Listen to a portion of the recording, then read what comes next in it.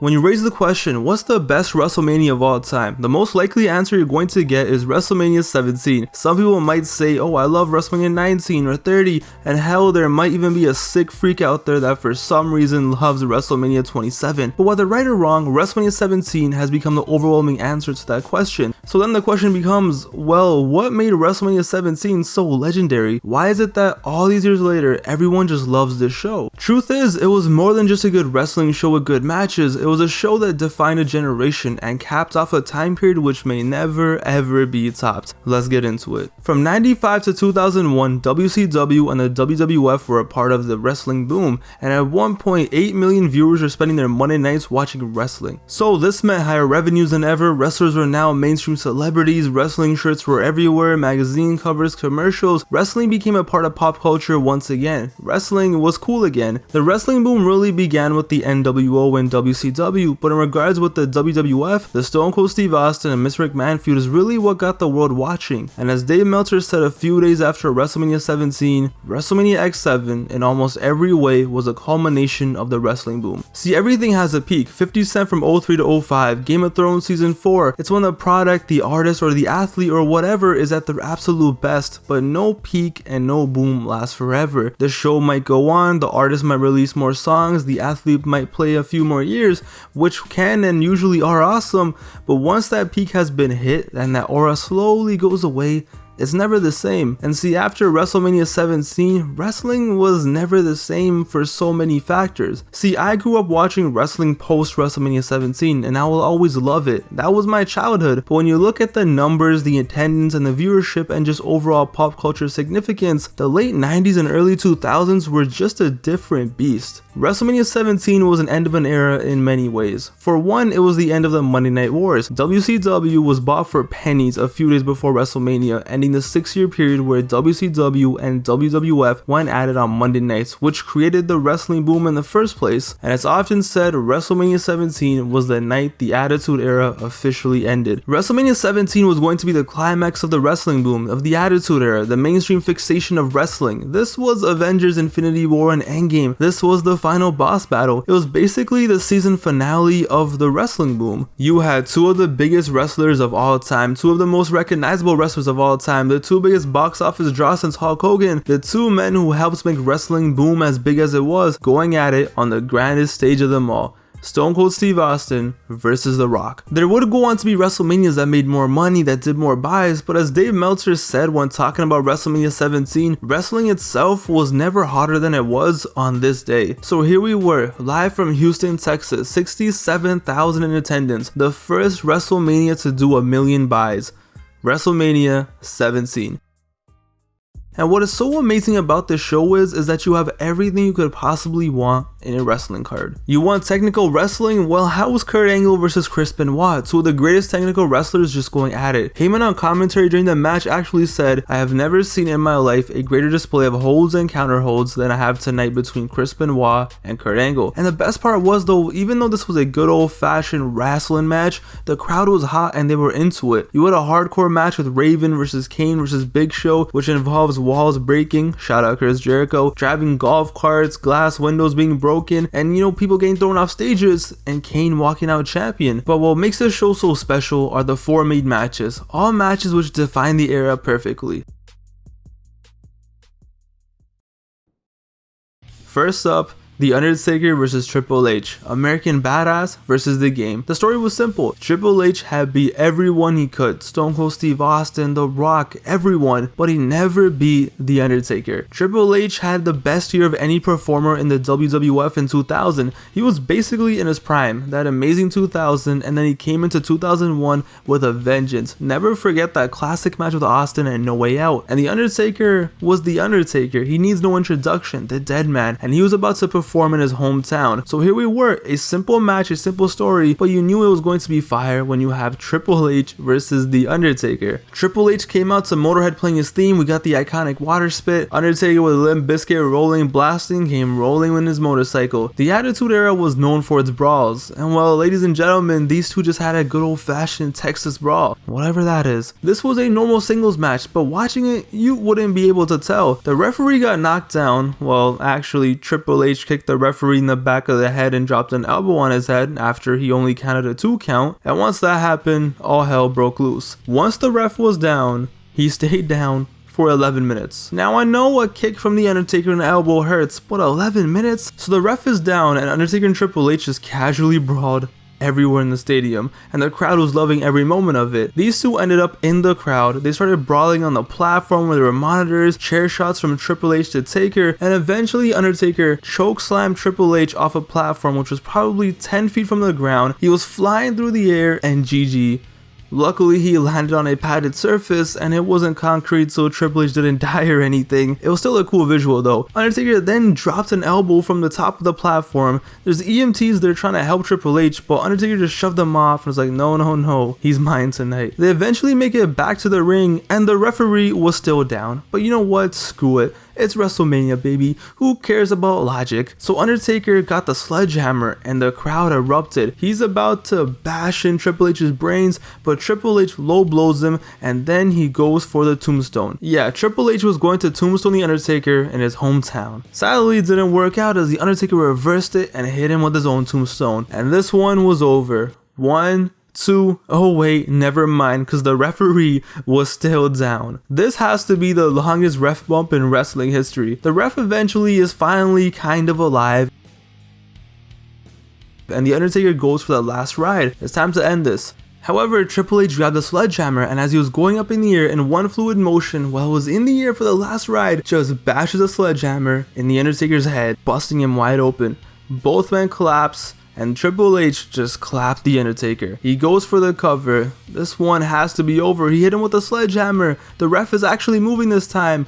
1, 2, no. Taker is still alive. It was an insane near fall and Triple H is losing it, so he grabs Undertaker, he goes in the corner and just starts punching him. Punches on top of punches and Taker's eating them. He's busted wide open and it looks like he's dead. But like I said in many videos, can you really kill what's already dead? Undertaker grabs him, lifts him in the air and hits him with the last ride. No sledgehammer this time.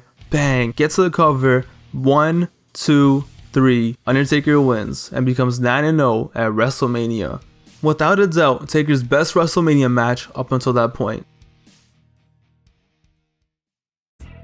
Then you had father versus son, Shane McMahon versus Vince McMahon. The story of this match was, well, Vince was treating his wife Linda poorly and cheating on her with Trish Stratus.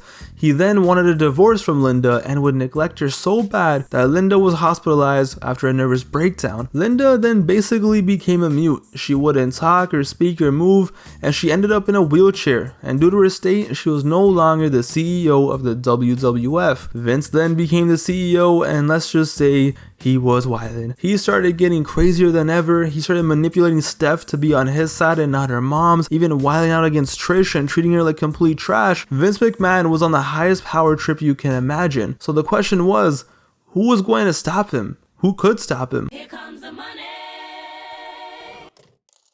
Here comes the money. Enter Shane McMahon. And to make things even more crazy, on the last Raw before WrestleMania, it was revealed that Shane McMahon was the McMahon who bought WCW. So now it was father versus son, but also owner of the WWF versus the owner of WCW. Oh, and the special guest referee, Mick Foley. Father and son standing there in the middle of the ring with 67,000 people watching, and well, they destroyed each other. This was straight up sports entertainment at its finest. You had a 56-year-old man, the owner of the company, fighting his one and only son because the son wanted revenge since his father ruined his mom's life. Oh, and then he bought his dad's competition. It doesn't get any better than this. So Shane was just going off. He hit him with a street sign, he rammed his dad into the steel steps, he got a candlestick and just started attacking Vince repeatedly while Stephanie just screamed at ringside. Yeah, Shane did not care. Shane then placed Vince on the announce table and one on the top rope, and everybody knew what was coming here. Shane O'Mac was going to take flight. Everybody in the arena got on their feet. Stephanie came up to Vince and was like, Shane, please, no, don't do it. But Shane, that crazy SOB, just jumped and flew through the air. Flying elbow, what a scene, an iconic image for sure. Flashballs going off, Shane in the air, and bang, he lands on the table, and Vince wasn't there because Stephanie moved her dad away. So Shane got clapped, Vince was alive, and to add some more drama, drama, here comes Trish Stratus wheeling out Linda McMahon. She brings her ringside, goes up to Vince, and it looks like she's gonna take care of him, like, oh no, are you okay? But instead she slaps Vince across the face for revenge for all the times she got humiliated on live television. So then Stephanie's like, wait, you just slapped my dad? So they get into it, and Stephanie and Trish got into a cat fight. So they're just going crazy and slapping each other, just a typical cat fight. Foley comes in the ring, pulls Stephanie off Trish, and then Stephanie slaps Foley in the face. It was just out of control at this point. They run away, and it's back to Vince versus Shane, or so we thought.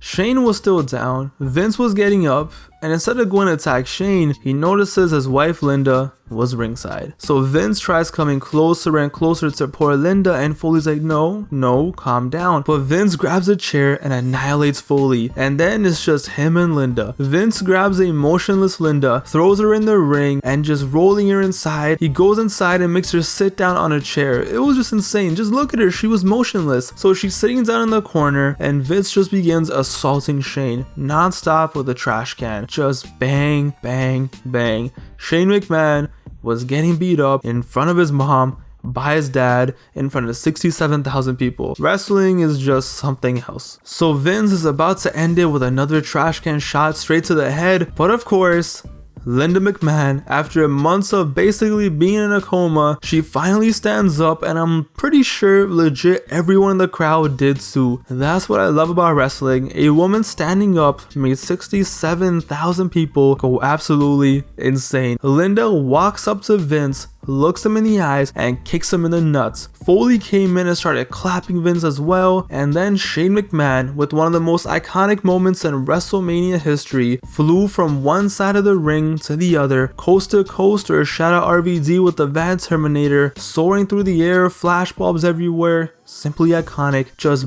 bashes in Vince's face, destroys his own father, goes for the cover, 1, 2, 3.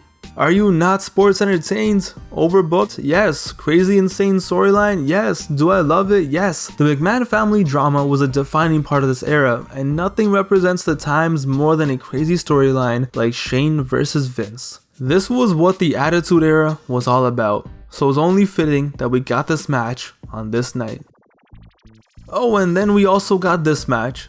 Do I even need to say anything? This is a match that everyone knows. Anyone that has been a wrestling fan for even a week has heard about this match or has seen it. This was just wild. It was mayhem, it was destruction derby, it was a car crash. Why am I even telling you? You already know all about this match. Listen, it was the Hardys versus Edge and Christian versus the Dudleys, TLC. No elaborate storyline. This was just a showcase of what these men were willing to do for your entertainment. Jeff Hardy, man, that psycho took some insane bumps, and Matt Hardy and the Dudleys did as well. Hell, everyone involved just took punishment. You had countless table spots. Matt and Jeff did a leg drop splash combo off the top of the ladders. Bubba Ray at one point powerbombed Jeff on Edge through the table, and one of the coolest spots was when all 6 guys were in the ring. They climbed up the ladder at the same time, and the crowd was going wild, and eventually they all got knocked down like dominoes. And of course, how could you forget the Swanton Bomb off a ladder? You had Spike Dudley coming in, Rhino who gored Matt Hardy through the table, poor Alita got 3D, and there was so much more. I can't describe half of the things that went on here, just please go and watch this match. And to this day, one of the craziest spots in not just WrestleMania history, but wrestling history. Jeff Hardy hanging in the air, grabbing onto the title belts, hanging for his life. Edge climbs up a ladder and spears him. I will never ever forget this. It is one of the most iconic moments in wrestling history, something that you see played to this day, and I don't think it will ever not be played. Legendary moment. The matches that these teams had defined a generation of tag team wrestling. If you ask most fans their favorite tag match, it would probably involve these teams or even be this match. This was just the 2000/2001 tag team showcase. It was something special, something that all these years later, nobody has ever replicated it. Many have tried, the WWE has tried, and every wrestling company since has tried, but this, along with the first TLC matches, has never been touched. It was just magic. At WrestleMania 2000 the year before, they had a triangle ladder match, and it was like, whoa, that was awesome. I wonder if they could ever top it. Somehow they did. Legendary match. So you had all of that. Taker versus Triple H, tag team TLC, Shane versus Vince, Angle versus Benoit, Hardcore 3-Way, and other matches that I didn't even mention like Jericho versus Regal, and yet we still had the main event left. And yo, this matchup is a definition of a main event.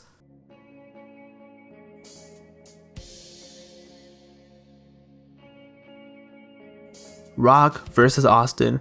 Two of the biggest stars going at it, main event of WrestleMania in front of 67,000 people, 1 million buys, a rematch of WrestleMania 15, but now it was much bigger. Both at this point were bigger stars than ever. On the biggest night the company has had since WrestleMania 3 in 1987, they were going to go at it, and it was no crazy storyline. It was just the best versus the best. The two main guys of the time period, the two money makers at their peak, at the company's peak, and to simply put it, two GOATs. Austin was the biggest star in 98 and 99, and he basically missed all of 2000, and during that time, The Rock became the biggest star in the company. He took that ball and he ran with it, became the face of the WWF, and now here we were. Austin is back, he's better than ever.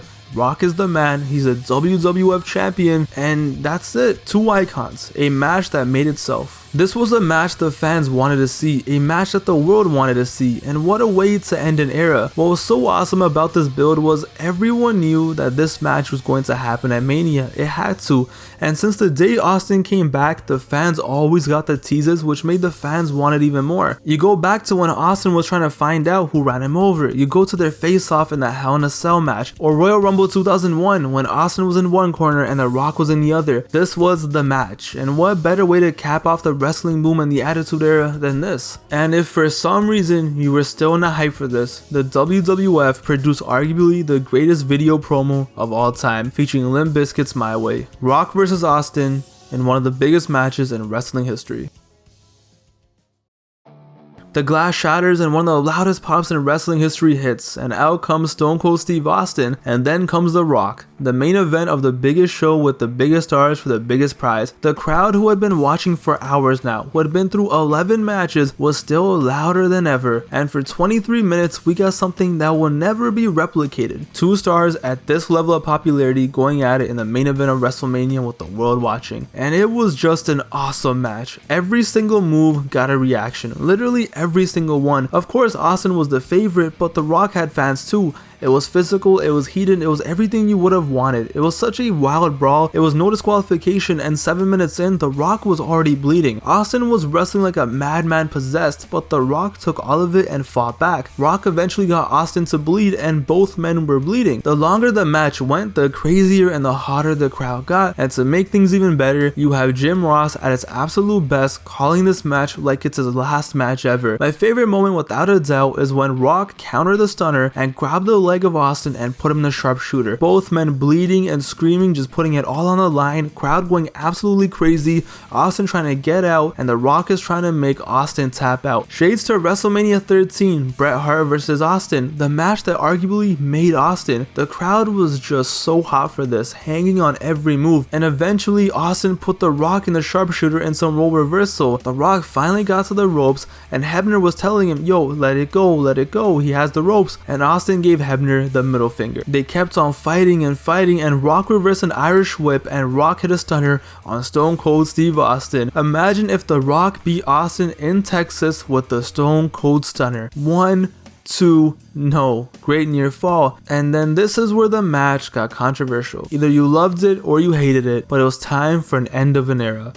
Vince McMahon walked down to the ring an hour or so after his son absolutely killed him, but here he was. Regardless, in the ring, the action just got better and better. Austin hit a spine buster, The Rock hit his own spine buster, and he even hit the people's elbow. The Rock was still getting some crazy reactions. The Rock hits him with the people's elbow, covers him. 1, 2, 3, no. Vince McMahon pulled The Rock off Austin. It was going down. So now it was like, wait, why is Vince doing this? Is he working with Austin? Is he screwing The Rock? What is going down? Rock chases Vince around the ring. Vince is running. He slides in. The Rock slides in. And Stone Cold catches him right in his arms for the rock bottom. What a match. Austin would go for the stunner, but The Rock countered it and down went the ref. So Austin hit The Rock with a low blow and he pointed to Vince and told him to get a chair. The same man who he hated for the past few years. The dynamic of Austin versus McMahon is what kicked the Attitude Era into the next level and helped wrestling reach its peak, the feud that everyone loved. Austin hated everyone, he trusted no one, but there was no one he hated more and trusted less than Vince, and now he was working with him?